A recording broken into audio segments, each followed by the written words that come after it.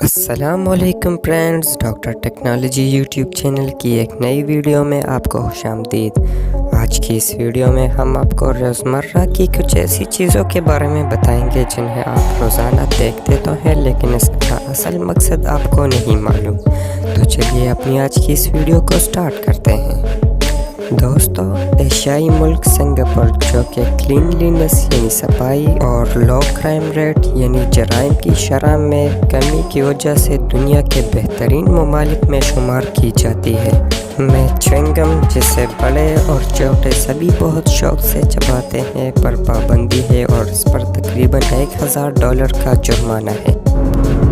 اگر آپ گاڑیوں میں ذرا سی بھی دلچسپی رکھتے ہیں تو آپ نے بڑی گاڑیوں کے پیچھے 4WD یا 4x4 لکھا ہوا دیکھا ہوگا، لیکن کیا آپ کو اس کا مطلب معلوم ہے؟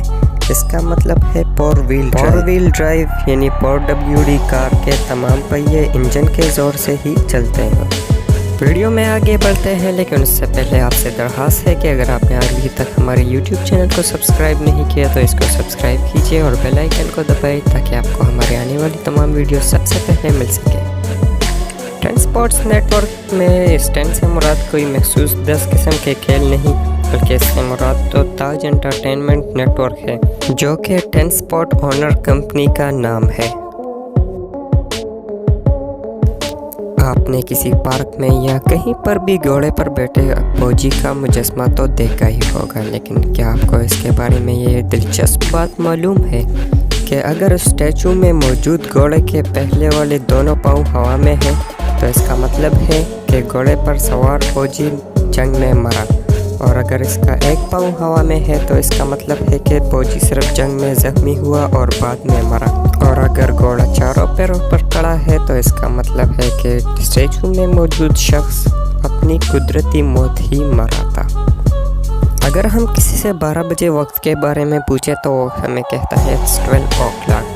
ہم فوراً سمجھ جاتے ہیں کہ 12 بجے ہے، لیکن اس او کا مطلب کسی کو نہیں معلوم کہ اس او کا کیا مطلب ہے۔ اس کا مطلب ہے آف یعنی it's 12 o'clock۔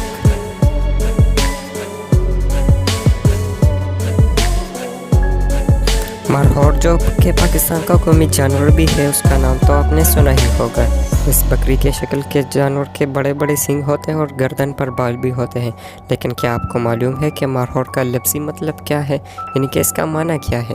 اس کا مطلب ہے سانپوں کو کھانے والے۔ یہ فارسی زبان کا لفظ ہے جس کا مطلب ہے سانپوں کو کھانے والا۔ آج کی اس ویڈیو میں اتنا ہی۔ ویڈیو اچھی لگی ہو تو ویڈیو کو لائک کیجئے، چینل کو سبسکرائب کیجئے اور بیل آئیکن کو دبائیے تاکہ آپ کو ہمارے آنے والی تمام ویڈیوز سب سے پہلے مل سکے۔